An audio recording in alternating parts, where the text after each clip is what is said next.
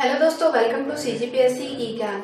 आज मैं आपको छत्तीसगढ़ में विभिन्न शिक्षण संस्थाओं और शिक्षा के विस्तार और शिक्षा से होने वाली या शिक्षा को बढ़ावा देने के लिए चलाई जाने वाली सरकार के द्वारा विभिन्न योजनाएं, शिक्षा के क्षेत्र में होने वाले प्रयास और शिक्षा के क्षेत्र में किस तरीके से छत्तीसगढ़ सरकार जो है वो प्रगति की राह पर बढ़ते हुए पुरस्कारों को भी प्राप्त कर रही है, ये सभी आज मैं पढ़ाने वाली हूँ। शिक्षा को मुख्य रूप से या शिक्षा का क्या प्रतिशत है उसको जानने के लिए हमें जनसंख्या 2011 अर्थात जब 2011 में जनसंख्या का आकलन किया गया था, उसी समय ही साक्षरता का क्या प्रतिशत था उसको भी हमने देखा, तो उसको पहले मैं डिस्कस करती हूँ। छत्तीसगढ़ का जो साक्षरता 2011 के अनुसार कुल जो साक्षरता का जो प्रतिशत है वो 70.28 है। 70.28 जो जनसंख्या है, 70.28% का जो साक्षरता का जो स्तर है वो बहुत अच्छा है। अगर पुरुष साक्षरता की बात की जाए तो ये है 80.27%, और इस प्रकार से अगर महिला साक्षरता की बात की जाती है तो वो है 60.24%। आपको पेपर में पॉइंट्स को भी पकड़ना है, क्योंकि कुछ भी पूछा जा सकता है पेपर में, मतलब कैसे भी क्वेश्चन दे दिया जाता है कि आप पॉइंट्स में भी लोग आपसे रीड कर सकते हैं, और आपको कैसे भी हो इसको याद तो करना ही है अगर आपको सिलेक्ट होना है तो। अब अगर 2001 में भी जनसंख्या जनगणना हुई थी तो उस समय शिक्षा का जो प्रतिशत था वो बहुत ही कम था, करीब 64% के करीब छत्तीसगढ़ की साक्षरता थी। तो अगर 2011 और 2001 का कंपेयर किया जाता है तो 2011 में 10 की साक्षरता जो प्रतिशत था वो 6.38 था, और इस प्रकार से अगर देखा जाए तो ओवरऑल जो छत्तीसगढ़ है वो भारत देश में साक्षरता के मामले में, शिक्षा के मामले में 20वां है। यदि संघ शासित प्रदेशों को भी शामिल कर लिया जाता है, मतलब आपके 28 राज्य भी हो जाएंगे, 29 राज्य हो गए हैं, तो 29 राज्य हो जाएंगे प्लस 7 केंद्र शासित प्रदेश है, उसमें भी अगर देखा जाए तो साक्षरता के अनुसार साक्षरता के प्रतिशत में छत्तीसगढ़ का जो रैंक है 28वां है। शिक्षा का वितरण या साक्षरता का वितरण जो है छत्तीसगढ़ में अलग अलग जिलों में अलग अलग है। सर्वाधिक साक्षर जिले की बात करते हैं तो उसमें दुर्ग जो है वो प्रथम स्थान पर है, दूसरे नंबर पर धमतरी है और तीसरे नंबर पर राजनांदगांव है। तो चलिए इसको मार्क कर लेते हैं। ये हो गया आपका दुर्ग पहले नंबर पे, दूसरे नंबर पे धमतरी और तीसरे नंबर पे आपका आ जाएगा राजनांदगांव। और सबसे कम अगर शिक्षा या साक्षरता का अगर आकलन किया गया है तो वो है बस्तर संभाग। बस्तर संभाग के कुछ जिले जो है अत्यंत पिछड़े हुए हैं और साक्षरता की दृष्टि से तो बहुत ही निम्न स्थिति पर आ गए थे 2011 की स्थिति में, अब वो भी सुधरने लगे हैं। जैसे कि सबसे न्यूनतम साक्षरता की अगर बात करते हैं तो उसमें आ जाता है आपका बीजापुर, फर्स्ट नंबर पे आ जाएगा बीजापुर, दूसरे नंबर पे आ जाएगा नारायणपुर और तीसरे नंबर पे आ जाएगा दंतेवाड़ा। वनों से आच्छादित होने के कारण और बहुत सारी सुविधाओं से दूर होने की वजह से भी यह क्षेत्र जो है वो शिक्षा के मामले में पिछड़ा हुआ था, लेकिन अभी इसकी भी स्थिति सुधरने लगी है। तो सर्वाधिक साक्षर जिला आ जाएगा दुर्ग और न्यूनतम साक्षरता जिला में आ जाएगा बीजापुर। इसी तरीके से अगर पुरुषों की साक्षरता की और महिलाओं की साक्षरता की भी बात करें तो पुरुष और महिला साक्षरता दोनों में दुर्ग जिला जो है वो अव्वल नंबर पे है, और न्यूनतम पुरुष और महिला साक्षरता की बात करते हैं तो अगेन इसमें बीजापुर का स्थान आता है। यहाँ पर आ जाएगा दुर्ग और यहाँ पर आ जाएगा बीजापुर।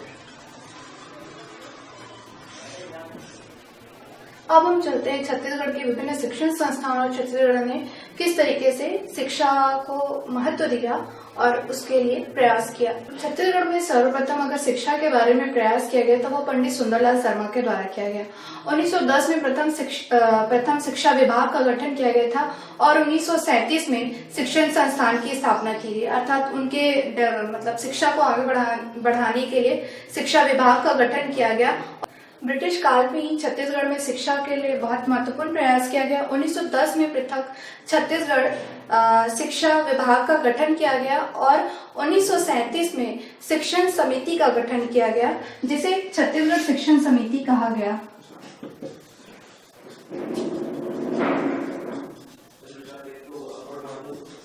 इस समिति का गठन 1937 में किया गया और 1938 में इसी को आगे बढ़ाते हुए ठाकुर प्यारेलाल सिंह की अध्यक्षता में छत्तीसगढ़ महाविद्यालय का गठन रायपुर में किया गया, जिसके प्रथम आचार्य जो थे वो जे योगानंदम थे।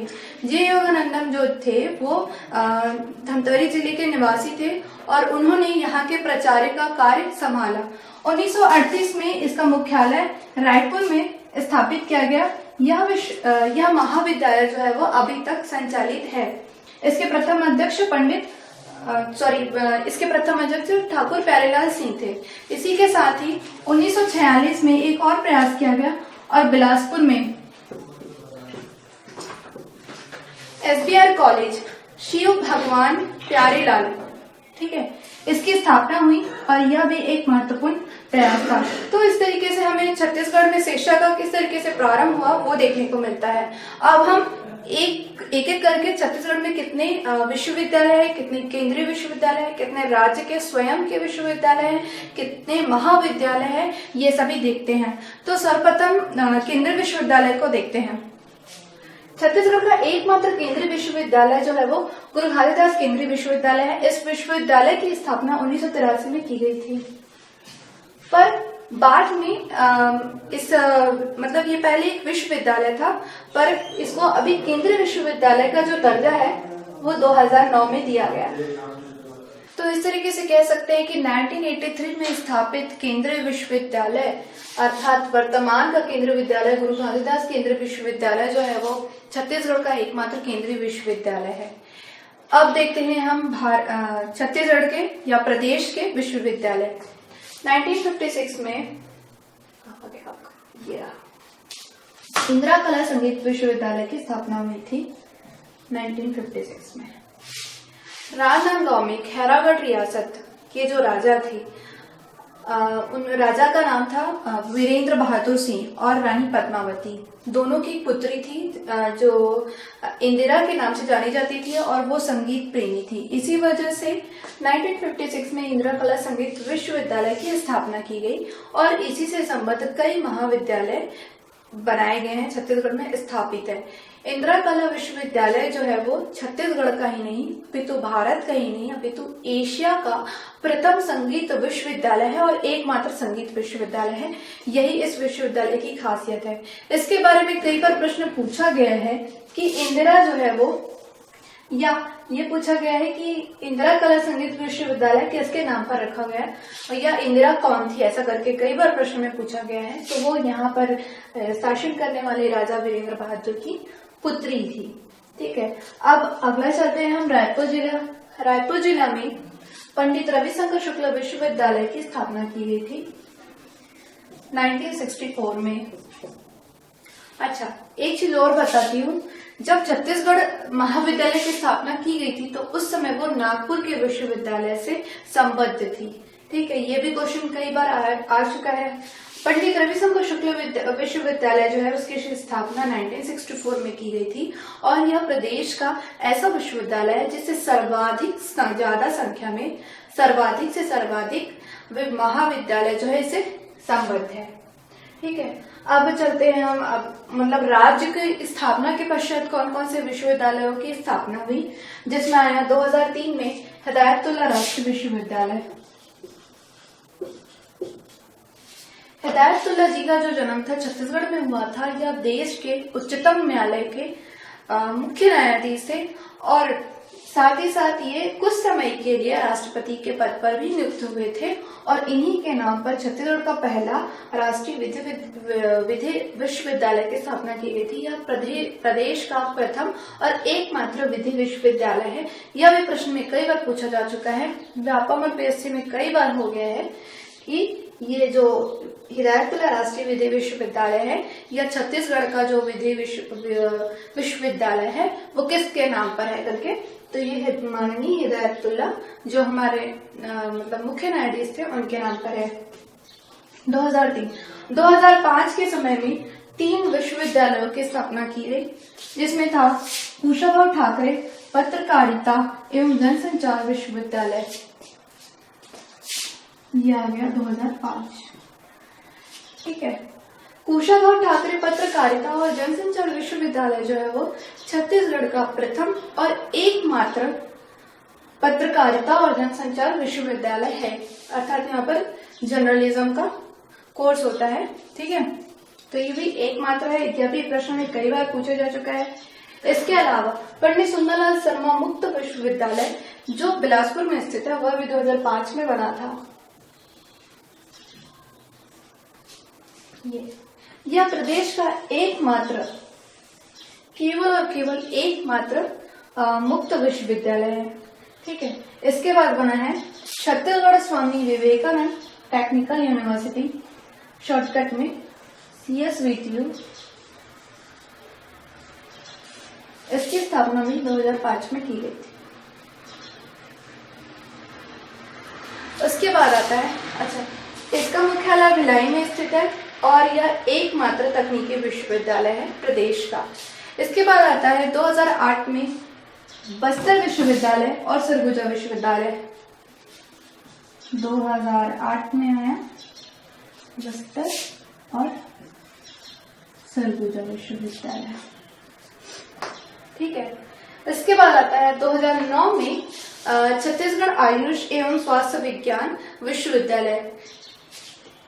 वर्तमान में प्रदेश सरकार के द्वारा जो MBBS की डिग्री दी जाती है वह इसी विश्वविद्यालय से दी जाती है।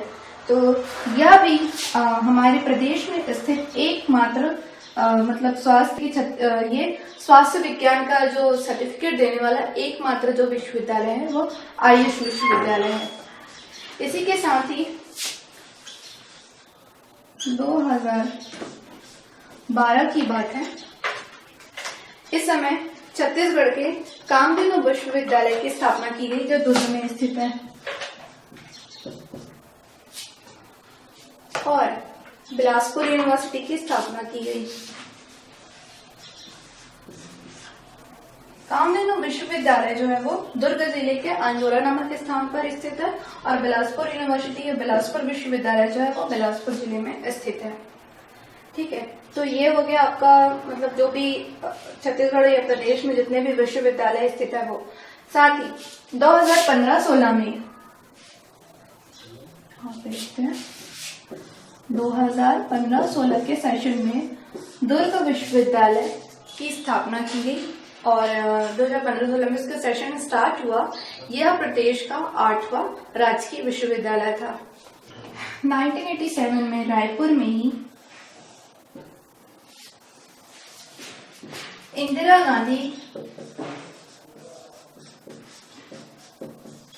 कृषि विश्वविद्यालय की स्थापना की गई थी। 1987 में इंदिरा गांधी कृषि विश्वविद्यालय जो है वो प्रदेश का एकमात्र कृषि विश्वविद्यालय है।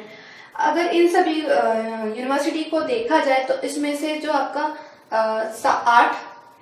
8 जो विश्वविद्यालय है वो राजकीय विश्वविद्यालय है और प्रदेश सरकार के द्वारा स्थापित किए गए हैं, जिसमें से सर्वप्रथम आता है आपका इंदिरा कला संगीत विश्वविद्यालय, दूसरे नंबर पे आता है पंडित रविशंकर शुक्ल विश्वविद्यालय, तीसरे नंबर पे आता है इंदिरा गांधी कृषि विश्वविद्यालय, बस्तर विश्वविद्यालय, सरगुजा विश्वविद्यालय, बिलासपुर विश्वविद्यालय, पंडित सुंदरलाल शर्मा विश्वविद्यालय, हिदायतुल्ला काउंट नहीं होता है इसमें, ठीक है, हाँ होते हैं 8 विश्वविद्यालय जो है वो आपके राजकीय विश्वविद्यालय घोषित। इंदिरा गांधी कृषि विश्वविद्यालय उसको छोड़ देंगे, ये इसमें शामिल नहीं है। 8 राजकीय विश्वविद्यालय में इसमें कुशाभाऊ ठाकरे पत्रकारिता और जनसंचार विश्वविद्यालय शामिल है। इसके अलावा प्रदेश का 8वां जो विश्वविद्यालय था वो दुर्ग जिले का दुर्ग विश्वविद्यालय था। तो इस तरीके से 8 विश्वविद्यालय जो है वो छत्तीसगढ़ में प्रमुख रूप से जाने जाते हैं। अगर कृषि से संबंधित विश्वविद्यालय की बात करते हैं तो इंदिरा गांधी कृषि विश्वविद्यालय और कामधेनु विश्वविद्यालय दोनों ही शामिल किया गया है, जो आपका रायपुर जिला और दुर्ग जिला में स्थित है।